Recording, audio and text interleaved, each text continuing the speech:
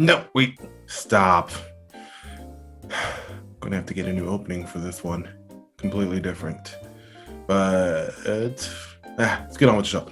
Welcome to another episode of, what am I even calling this? Indie Choice Picks Review, Indie Choice Comic Book Reviews. I don't know. Anyways, guys, welcome back to another video. This time we're going a little bit different. Now, before I got into culture shock and all the politics, I was doing a lot of interviews with a lot of indie comic book creators, which, by the way, I'm bringing back next week with Hero Geek, who's running his campaign on his work. Not really sure what it is yet. I'm excited to look at it. I've been following him for a very long time, so he's going to be on my show, Indie Choice Picks. These videos are buried, so if you want them, I'll link them into a playlist, and you guys can go ahead and watch them. But today, I'm actually starting to go through my entire stack of indie comic books. Let me just show you what I got. I got all these books that I need to get through and read, and there's a lot. And this isn't even what I have all together, because there's also digital prints that I have that I haven't really gotten to yet on top of the actual printed stuff. So it's still a lot for me to do. They've been piling up and I really do need to get through them, but I found some time to read, so I'm going to read. But one that I was really into was this one, Monster MD by my guy, Von Klaus, who, if you don't know who he is, the dude completely crushed his campaign over $100,000. And this book right here, it completely shows why he just completely decimated that campaign. So I'm going to give you my take on this book, my review, and I encourage everyone to go pick it up. I believe it is in demand. I might be wrong. Von Klaus, if you are watching, let the audience know where they can go pick up Monster MD. So let's jump into it. I'm gonna do the whole subscribe. Guys, subscribe to the channel. Hit the subscribe button, hit the like button. It's right there. Share it out. Let's support these indie creators. They work hard on books like this, and was a very good read. I almost couldn't put it down. I had to go eat dinner, and I was kind of upset that I had to put it down. But let's get back into it. Monster MD, written by Von Klaus. The art is phenomenal. It has that, I want to say, cartoony, dark vibe to it. It's a lot of gore, it's a lot of blood in it, as you can see.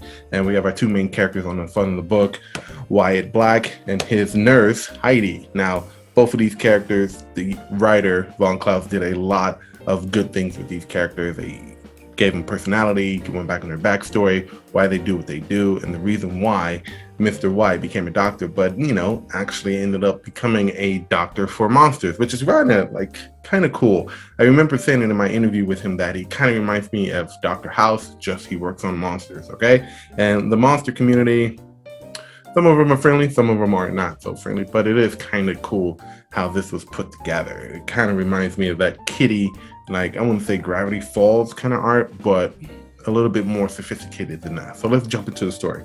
The book starts off with our main character, Wyatt, working on a patient who's actually a werewolf, who's actually been shot, and it's on a full moon. So the werewolf lunges at his arm, and you realize that Wyatt has no arm. Well, he has an arm, but it's kind of like a prosthetic. And you go into the backstory of that. He met a revenant, which is these people who are risen from the dead, sent back to do something very important. And then when that job is completed, they go back. So before all this was going down, Wyatt was working to be a surgeon, but he liked to play after hours with cadavers and stuff. Until one night he met a revenant, and that revenant ended up they become really good friends. It wasn't until that Wyatt meets this button-eye butcher. That's what I'm going to call it. I think that's what it's called. Button-eye butcher, that he loses his arm, and the revenant just kind of goes away. I don't really know what was the deal there. Probably something with part 2 or something like that. But the button-eye butcher chopped off Wyatt's arm, and he ended up, I want to say he took the arm of the revenant and used it as his own. So long story short, he has appointments to attend to. So he's meeting with all these cool monsters. There was a Frankenstein. There was a vampire who looks like a drug dealer, but he's kind of like the cool vampire guy who wants, I don't know, synthetic blood or something. I forgot what it was. But the banter between Wyatt and his characters are extremely smooth. The way the emotions are captured in this book, the way that the story is being told, with all these patients, you just don't get like a linear story. You get Wyatt working on dozens of patients. One of them is a praying mantis who ate off the head of her husband because that's what mantises do, apparently. I didn't know that until I read it and I looked into it. Yeah, no, mantises eat the head of their mates. It's creepy. And then a mantis tried to ask Wyatt out on a date. So that was kind of funny too. But going forward, the Bud Night Butcher shows up again. It turns out that the Bud Night Butcher, spoiler alert, if you haven't read the book, go read it. But it was his actual mentor who would always catch him at night, cutting up cadavers back when he was trying to become a surgeon. And this whole fight breaks out. Turns out the guy, his mentor, was been modifying his body. He used to take dead people parts and put himself together with these dead people parts, but then he got an appetite for eating actual monsters and using those monster parts to modify himself, and that's where this fight comes out. So it turns out that the arm that Wyatt has, with all the monsters that he's been working on, has absorbed a lot of what's called herpes. It's like herpes but with an F, but this arm is able to turn into various monster arms, like a werewolf arm, a vampire arm. There was one point where he came in contact with a golem and it turned into this big fan monster golem arm, and he was able to fight back against this Bud Night Butcher guy. Ends up cutting off his head, but the ending page kind of gave it a cliffhanger to where that monster was not dead, where his mentor was actually still alive. And now we enter Heidi, who was actually his nurse, who was actually a ghost. And you're asking yourself, well, how did she become invisible? There's actually like a nice little mini story at the back of this book that explains how Heidi became invisible. And she's not dead, she's not a ghost, she's just invisible to visible light. That makes sense. So she's technically invisible because she doesn't reflect light properly due to a freak accident.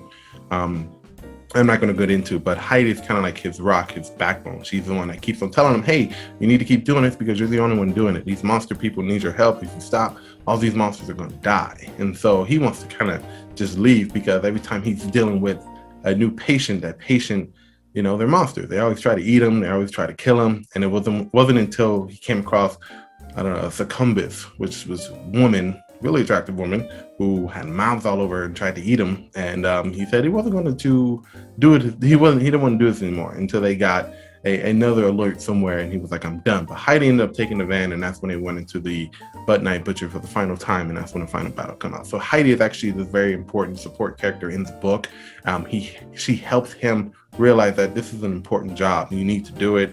And I'm going to be here every step of the way for you to do this. I'm not leaving your side. And they sort of kind of fall in love. And it was a little cutesy thing. So if you have not checked out Monster MD, go check it out. It is a very good book. It also came with this bonus where Monster MD versus Shinobi/Squatch, which is another indie creator character by another artist. So guys, go out and support some indie creators. This is very good. I like it. I'm very excited to maybe even read it again. I know my wife wants to read it. So Von Klaus, thank you so much for putting this together. I am looking forward to Monster MD Part 2.